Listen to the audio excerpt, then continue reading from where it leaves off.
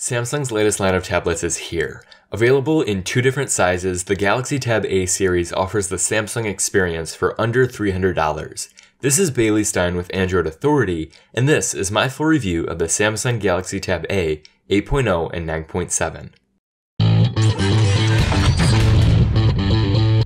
The differences in design between the 8-inch model and the 9.7-inch model of the Galaxy Tab A are minimal, with the exception of an extra speaker and a slightly less protruding camera on the 9.7-inch model. The tablets offer the same aesthetics. The story here consists mainly of a matte plastic rear with a silver display frame.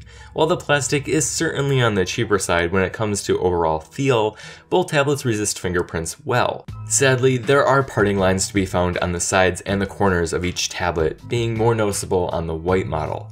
While this is unlikely to bother the average user, I do feel that it is worth noting. There are two smart cover connectors on the back if you'd like to add one of Samsung's covers to the tablet. While there is no backlighting on the bottom keys, there is an ambient light sensor on the top of the device which enables auto brightness. To the right of that, there's a 2-megapixel front-facing camera.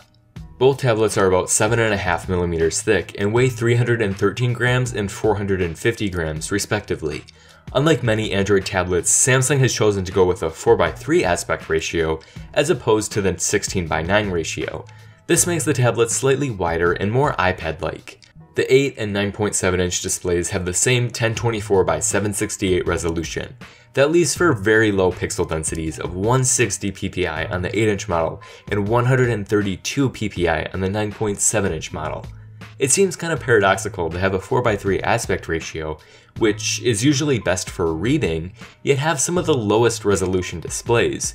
Despite the noticeable lack of sharpness, both panels have vibrant colors and excellent viewing angles. Sunlight readability could be better, but the displays are bright enough for most indoor use cases. There is a thin black border around each display, which sort of adds to the bezel of the device. It's more noticeable on the white model, and I imagine that some people may be bothered by this. Performance on both tablets is about the same, with each model being powered by the same quad-core Samsung processor, clocked at 1.2 GHz. It's slower than what I would expect at this price point, but both tablets are still more than usable. The benchmark scores are relatively low as well, especially for the price. Each model includes 1.5 GB of RAM, which does offer a bit of more breathing room compared to the dreaded 1 GB of RAM, but not much. It's enough to play music and browse the internet at the same time, but it's not enough to dismiss my concern over how future-proof the device truly is. The Galaxy Tab A tablets were able to play most games without any issues thanks to the Adreno 306 GPU. Occasionally, there are some dropped frames, but the tablets are otherwise able to handle gaming well. Both tablets support 802.11n Wi-Fi, GPS, and Bluetooth 4.0. Samsung has also announced LTE models, but it's unclear when those models will be released. If you do opt for one of the LTE models, you'll get 2 GB of RAM instead of 1.5, as well as 32 GB of storage as opposed to 16. Thankfully, you can always expand the internal storage by using a microSD card, up to 128 GB. The speakers on the Galaxy Tab A are reasonably loud and sound pretty good. They are side-firing, however, which makes them easy to block while holding the tablet. The larger 9.7-inch model does have a slight advantage over the 8-inch model with its dual stereo speakers. However, audio quality on both devices is about the same in real-world use cases.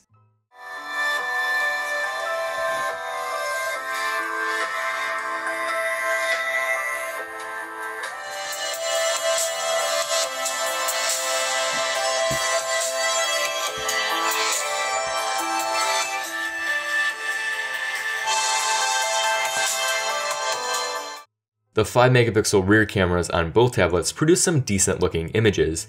However, I would still strongly suggest to use your phone instead. The camera app offers a few different modes as well as a few different effects. With 4,200 mAh and 6,000 mAh internal batteries respectively, the Galaxy Tab A tablets both offer great battery life. During my battery test, I used each tablet with Wi-Fi on and brightness set to about 75%. Both tablets lasted for just over 14 hours, with nearly 7 hours of screen-on time on the 8-inch model and 8 hours of screen-on time on the 9.7-inch model. Samsung has included a standard power saving mode as well as an ultra power saving mode.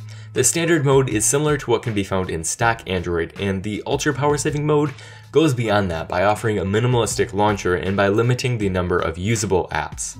Unsurprisingly, Samsung is shipping both tablets with TouchWiz over Android 5.0.2 Lollipop. With the exception of 6 Microsoft apps, both tablets are free of third-party apps, which is pretty nice.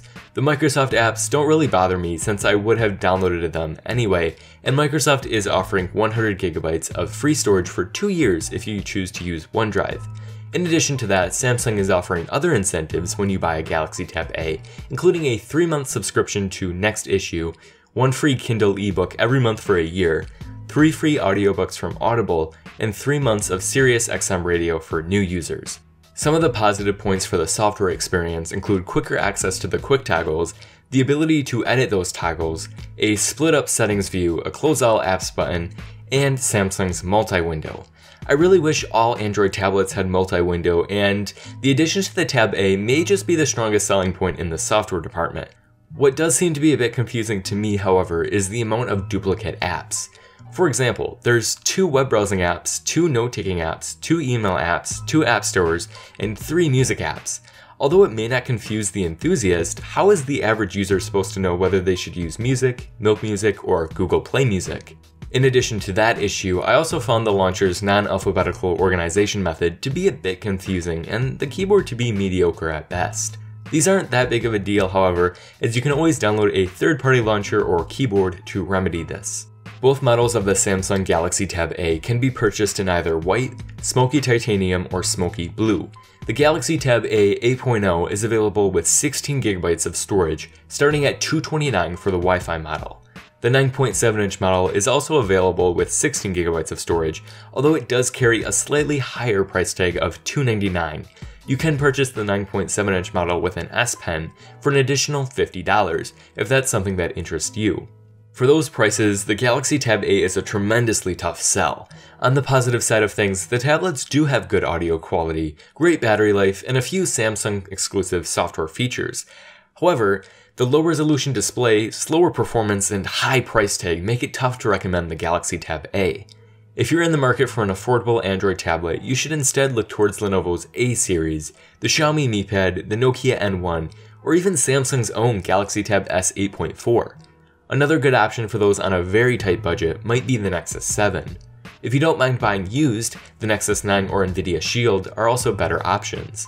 Thank you for watching this video, and please make sure to give it a thumbs up below if you enjoyed it. Also, please make sure to subscribe to the channel if you'd like to see more content, and feel free to leave a comment below. Finally, be sure to visit the Android Authority website for additional coverage, as we are your source for all things Android.